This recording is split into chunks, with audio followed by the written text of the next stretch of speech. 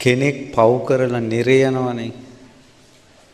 ඒ නිරේ ගියාට පස්සේ යම රජුරු ඉස්සල්ලාම අහන ප්‍රශ්නයක් තියෙනවා. මොකද්ද? නෑ. දේවදූතයෝ ගැන අහන්නෙත් පස්සේ. යම රජුරන්ට ඉස්සල්ලාම මෙයාව ගිහිල්ලා ඒ නිරේ ඉන්න යමපල්ලෝ මෙයාව හඳුන්වලා දෙනවා යම රජුරවන්ට. කොහොමද හඳුන්වලා දෙන්නේ?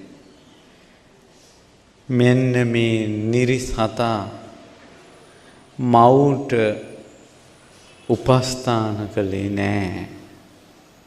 මවුට සත්කාර කළේ නෑ. පියාට සත්කාර කළේ නෑ කියලා තමයි ඉස්සලාම හඳුන්වලා දෙන්නේ යම රජුරවන්ට. ඊළඟට තමයි කියන්නේ මේ නිරිසතා මනුස්ස ලෝකෙ ඉඳින් ප්‍රාණඝාතය යෙදුණා, හොරකම් කළා, වැරදි කාමසේවනය කළා, බොරු කිව්වා, සල්ලාල වැඩ කළා කියලා ඊට පස්සේ හඳුන්වලා දෙන්නේ.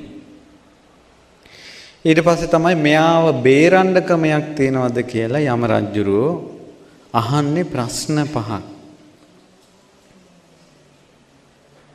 එතකොට මම බැලුවා මේ සූත්‍රය බලාගෙන යනකොට ඉස්සලාම අහන්නේ මවුට සැලකුවාද පියාට සැලකුවාද කියලා.